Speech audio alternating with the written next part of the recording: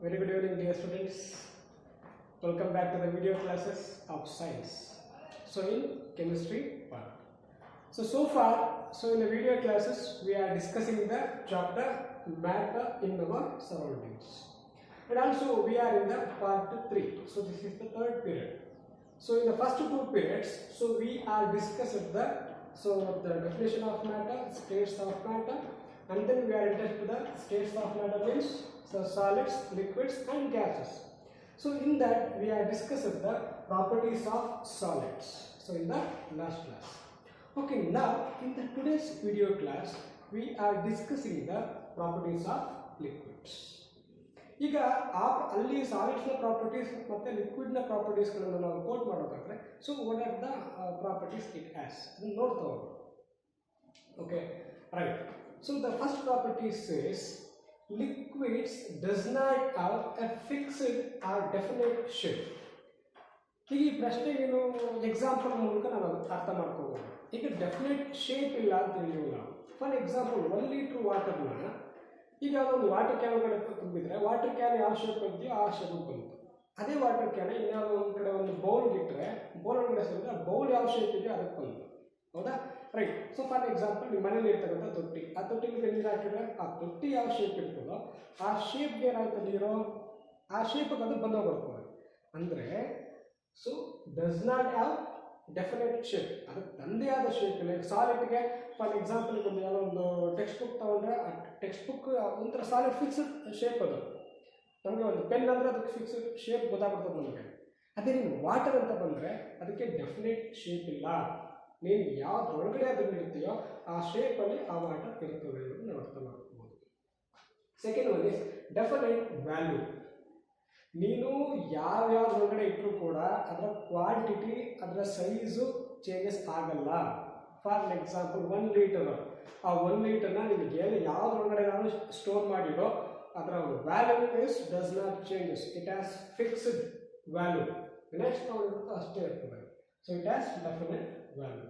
ಇನ್ನು ಯಾವುದೋ ಒಂದು ಸೀಮೆಣ್ಣೆ 1 ಲೀಟರ್ ಇದೆ, ಅದನ್ನೇನೋ ಆ ಕ್ಯಾನ್ ಒಳಗಡೆ ಇಟ್ಟರೆ ಕ್ಯಾನ್ ಶೇಪಲ್ಲಿ ಇರ್ತದೆ, ಬಟ್ ಅದರ ಕ್ವಾಂಟಿಟಿ ಅದರ ಸೈಜು ಅದು ಏನು ಎಷ್ಟು ಜಾಗ ಆಕ್ರಮಿಸ್ಕೊಂಡಿರ್ತೋ ಅದೇನು ಚೇಂಜಸ್ ಆಗ್ತದೆ.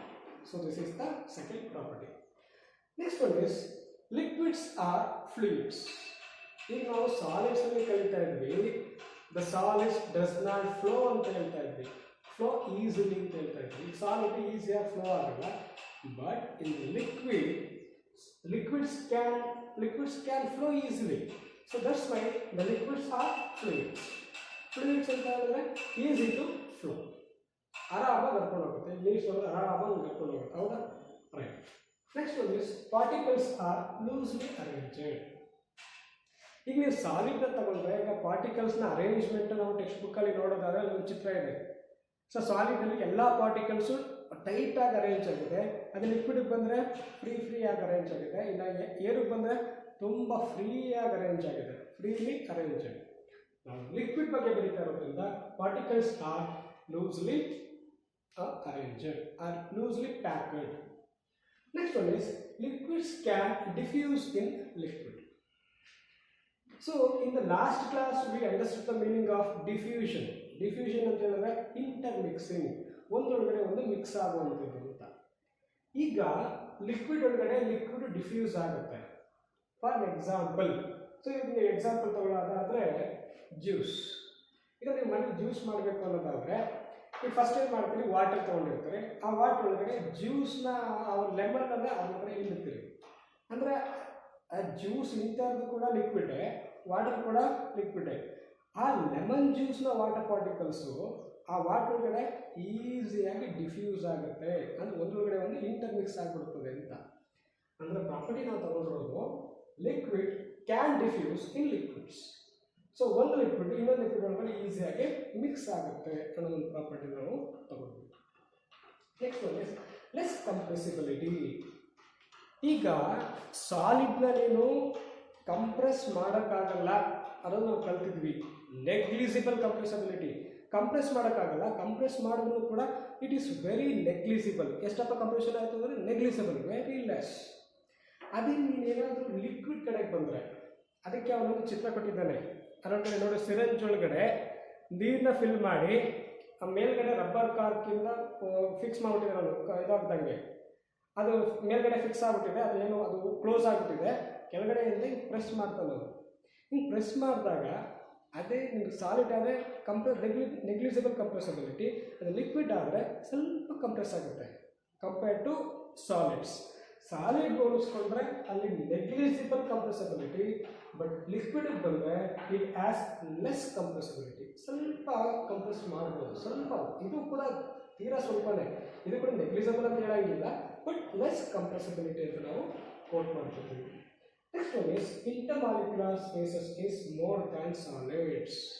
ಈಗ ಚಿತ್ರದಲ್ಲಿ ನೋಡಿದ್ರೆ ನೀವು ಪಾರ್ಟಿಕಲ್ ನಡುವೆ ಸ್ಪೇಸಸ್ ಇರೋದು ಗೊತ್ತಾಗ್ತಾ ಇದೆ. ಆ ಚಿತ್ರ ನೋಡಿದ್ರೆ ಅಲ್ವಾ ನೀವು, ಆ ಟೆಕ್ಸ್ಟ್ ಬುಕ್ಕಲ್ಲಿ ನೋಡಿ ಆಕ್ಟಿವಿಟೀಸ್ ನೋಡು. ಅಂದರೆ between the particles there is some spaces. ಅಂದರೆ ಸಾಲಿಡಲ್ಲಿ ಸ್ಪೇಸಸ್ ಇಲ್ಲ, ಸ್ಪೇಸ್ ಎಲ್ಲ ತೀರಾ ಚಿಕ್ಕದು. ಬಟ್ ಲಿಕ್ವಿಡ್ ಕಡೆಗೆ ಬಂದರೆ there is some intermolecular spaces. ಒಂದು ಮಾಲಿಕ್ಯೂಲ್ ಮತ್ತು ಇನ್ನೊಂದು ಮಾಲಿಕ್ಯೂಲ್ ನಡುವೆ there is a spaces more than solids. ಸಾಲಿಡ್ಸ್ಗಿಂತ ಇಲ್ಲಿ ಸ್ವಲ್ಪ ಜಾಸ್ತಿ ಸ್ಪೇಸಸ್ ಇದೆ ಅಂತ ಅರ್ಥ ಮಾಡ್ಕೊಂಡ್ವಿ. ನೆಕ್ಸ್ಟ್ ಒನ್ ಇಸ್, ಇದಕ್ಕೆ ಎಕ್ಸಾಂಪಲ್ ಬರೆಯೋದು. ದ ಪ್ರಾಪರ್ಟೀಸ್ ಅಂತೇಳಿ ಅದು ಎಕ್ಸಾಂಪಲ್ ಬರೆದ್ರು ಕೂಡ ಒಂದು ಪ್ರಾಪರ್ಟಿ ಕಡೆಗೆ ಸೇರ್ಕೊಳ್ತದೆ. ಈಗ ಲಿಕ್ವಿಡ್ಗೆ ಎಕ್ಸಾಂಪಲ್ಸ್ ಬರೀರಿ ಅಂತಂದರೆ mainly the comes is water. ಹೌದಾ? Water is an example for liquid. Next is blood. So blood is also an example for liquid. Next one is juice.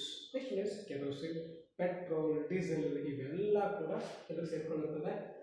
ಲಿಕ್ವಿಡ್ಸ್ಗೆ examples ಆಗಿ ಸೇರ್ಕೊಳ್ಳುತ್ತೆ.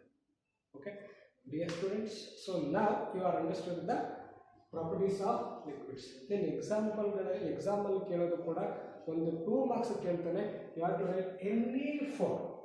ಇನ್ನು ನೆನಪಾಗ್ತಕ್ಕಂಥ ಯಾವ್ದಾದ್ರು 4 ಪ್ರಾಪರ್ಟೀಸ್ ಬರೆದ್ರೆ you definitely get the 2 marks. Now let's move to the next one. Properties of gases.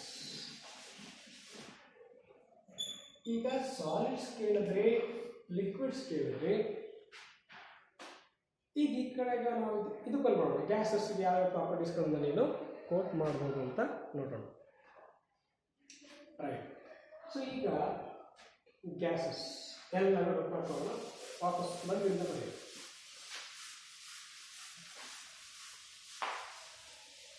ಈಗ first shape ಕಡೆ ಬರೋಣ. Shape. ಈಗ ನಾವಿಲ್ಲಿ gaseous particles ಸುಮಾರು ನೋಡ್ತಿದ್ದೀವಿ. ಯಾವುದಕ್ಕೂ ಕೂಡ ಏನೋ ಶೇಪ್ ಇದೆಯಾ? ಹೊರಗಡೆ ಇಟ್ಟರೂ ಕೂಡ ಅದರ ಕಡೆ ಫ್ರೀಯಾಗಿ ಫ್ಲೋ ಆಗ್ತಿರೋದ್ರಿಂದ ಅದಕ್ಕೆ ಯಾವುದೇ ಡೆಫಿನೆಟ್ ಶೇಪ್ ಇಲ್ಲ. ಲಿಕ್ವಿಡ್ಗೂ ಇಲ್ಲ, ಮತ್ತು ಗ್ಯಾಸಸ್ ಕೂಡ there is no shape. So does not have definite shape. Does not have definite shape. Next, what are the other properties we can quote? ಈಗ ನೆಕ್ಸ್ಟ್ ಶೇಪ್ ಕಡೆಗೆ ಬಂದರೆ ನೆಕ್ಸ್ಟ್ ಯಾವುದು ಕೋಟ್ ಮಾಡ್ಬೋದು? Yes, particles are freely arranged. ಇದು ನಿಮಗೆ ಏನು explain ಮಾಡೋದಕ್ಕಿಲ್ಲ, ಈಸಿಯಾಗಿ ಗೊತ್ತಾಗ್ಬೋದು. Particles are freely arranged. ನಾವು ಸಾಲಿಡ್ಸ್ಗೆ ಲಿಕ್ವಿಡ್ಸ್ಗೆ ಕಂಪೇರ್ ಮಾಡಿಕೊಂಡ್ರೆ, ಅದೇ ನಾವು ಗ್ಯಾಸಸ್ ಕಡೆಗೆ ಬಂದರೆ the particles are freely arranged. Next one is it has high ಕಂಪ್ರೆಸಬಿಲಿಟಿ.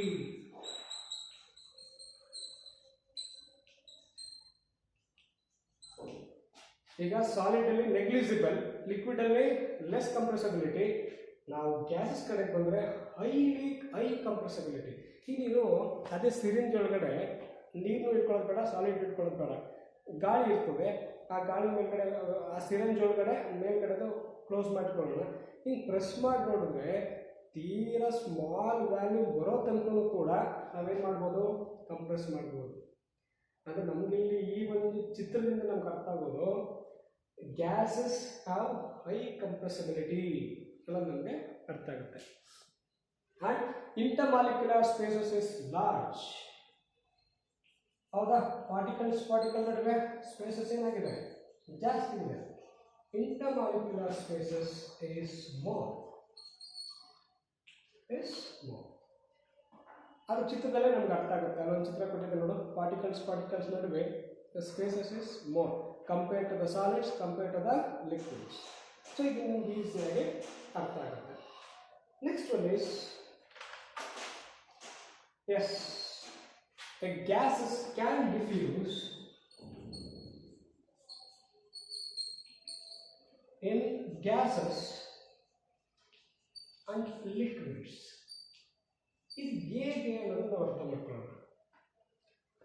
Diffuse ಅಂತಂದ್ರೆ ಇಂಟರ್ ಮಿಕ್ಸಿಂಗ್ ಅಂತ ನಾವು ಅರ್ಥ ಮಾಡ್ಕೊಂಡಿದ್ದೀವಿ. ಅಂದ್ರೆ gas can diffuse in gases. ಈಗ ಈ ಗ್ಯಾಸ್ ಒಳಗಡೆ ಇನ್ನೊಂದು ಗ್ಯಾಸ್ ಇಂಟರ್ ಮಿಕ್ಸ್ ಆಗಿಬಿಡುತ್ತೆ ಬೇಗ.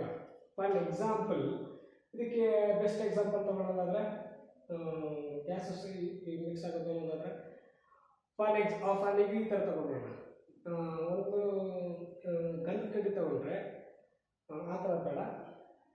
ಫಾರ್ ಎಕ್ಸಾಂಪಲ್, ಈಗ ನಾವು ಇದು ಏನೇನು ನೋಡ್ತಿದ್ದೀವೋ ಆ ಏರ್ ಒಳಗಡೆ ಕಾರ್ಬನ್ ಡೈಆಕ್ಸೈಡ್ ಇದೆ, ಆಕ್ಸಿಜನ್ ಇದೆ, ನೈಟ್ರೋಜನ್ ಇದೆ, ಇವೆಲ್ಲ ಇದೆ. ಅಂದರೆ ಗ್ಯಾಸಸ್ ಯಾವ್ಯಾವ ಕಾಂಪೋನೆಂಟ್ಸ್ ಇದೆಯೋ ಅವೆಲ್ಲ ಒಂದು ಕಡೆ ಮಿಕ್ಸ್ ಆಗೋಗಿದೆ ಆಲ್ರೆಡಿ, ಹೌದಾ?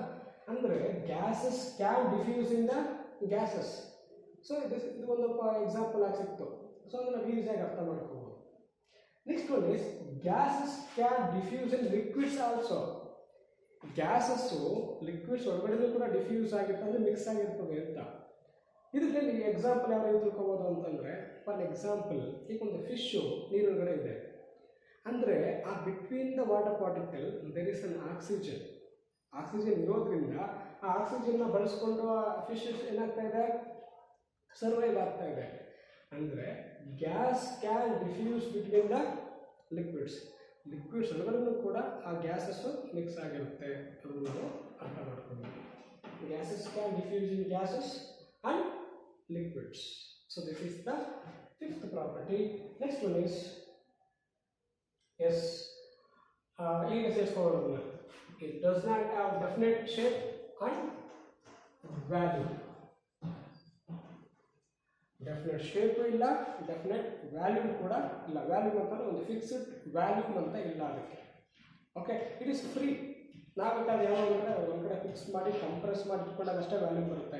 But in general the gases does not have definite shape and definite value. So next one is yes gas high fluidity. ಈಗ ನಾವು ಫ್ಲೂಯಿಡಿಟಿ ಅಂದ್ರೆ ಅರ್ಥ ಮಾಡ್ಕೊಂಡ್ವಿ, ಈಸಿ ಟು ಫ್ಲೋ, ಈಸಿಯಾಗಿ ಫ್ಲೋ ಆಗುತ್ತೆ ಅಂತ ನಾವು ಫ್ಲೂಯಿಡಿಟಿ ಕರಿತೀವಿ ನಾವು. ಈಗ solid does not flow easily, liquid ಕಡೆಗೆ ಬಂದರೆ ಕ್ಯಾನ್ ಫ್ಲೋ ಅಂತ ಬರ್ಕೊಡ್ತೀವಿ ನಾವು. ಈ ಗ್ಯಾಸಸ್ ಕಡೆ ಬಂದರೆ ಇಟ್ ಹ್ಯಾಸ್ ಹೈ ಫ್ಲೂಯಿಡಿಟಿ, ಅಂದರೆ it can flow very easily. ಅಂದರೆ ಗ್ಯಾಸಸ್ ಈಗ it changes the place in a fraction of second. ಅಂದರೆ ತುಂಬ ಫಾಸ್ಟಾಗಿ ಫ್ಲೋ ಆಗುತ್ತೆ.